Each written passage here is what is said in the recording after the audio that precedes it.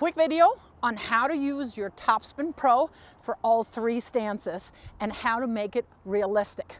So you see that I've put my TopspinPro slightly into the court and in the inner third, I want to say, of the court. That is when I want to use my closed stance. I don't want to use my closed stance as much when it's a heavier rally ball. I'm a little bit more moving laterally and or I'm holding ground. And I definitely don't want to use my closed stance when I'm being pulled wide. We'll get into those in a second. All right, so I'm starting with my split step and then I'm moving up to this ball. And I can very realistically work on my body transfer from loading on my back leg to moving up to the ball and then letting that right hip come through. Because that is one of the main things that a lot of people have issues with, and you can do it ad nauseum right here without anybody feeding balls or even using a ball machine. And as you see, I'm actually hitting the ball. I'm not just babying it because I'm afraid this thing is breaking. No, I can hit it. So that is why it's a realistic training tool that I really like using. Semi-open stance. I like to use my semi-open stance when I'm hitting rally balls. When I'm being moved sideways somewhat, but not on a full sprint, because that is when I use my open stance. And when I really want to load and create some pop on the ball, and I'm still being behind the baseline and I can't necessarily move up to the ball. So let's see. Again, I'm moving to the ball here, and you see how I'm staggering my feet. My left leg is in front, my right is slightly back, and this is where I'm loading. This is where I create all the pop in the world. And I can, again, do this really realistically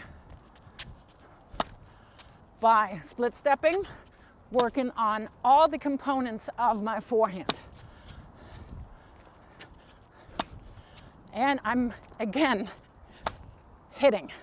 I'm not babying the ball here. Another way to use the semi-open step, the semi-open stances, when somebody pushes me back and I do not feel like I want to take the ball on the rise, or I'm not able to for whatever reason, I want to move and drop back with a drop step that brings the right side of my body back. Then a crossover if I really dynamically and quickly have to back up a lot. And guess what? If I do that, I'm set up in my semi-open stance. I can then drop into my right leg, load on it, and use that energy to get me back up forward onto my front foot, or just move in a lateral way and then catch my balance again on my left foot.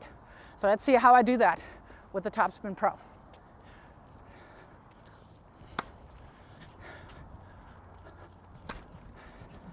Yep, absolutely works. So I can work on footwork patterns all day long. And it's a workout. It's pretty altitude-y today in Denver.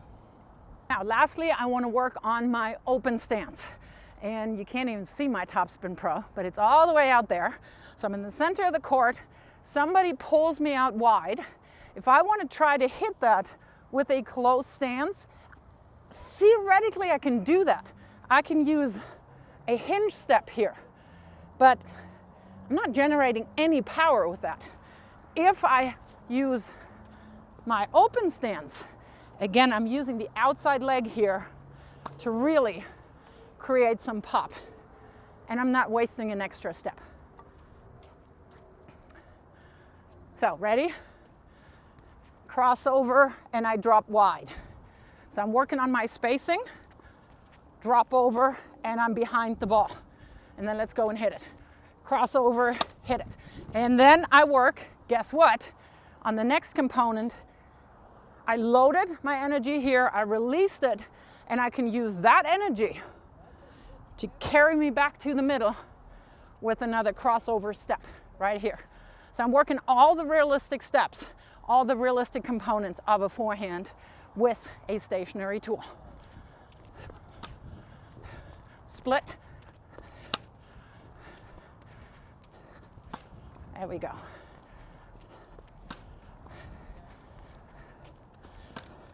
Well, and I can do that until the cows come home. If you want to benefit from affiliate pricing, email me at the email below in the description, Meike@MeikeBabel.com, and I'll hook you up with one of the best tools on the market. Let's save some money. Let's save some money and become better tennis players.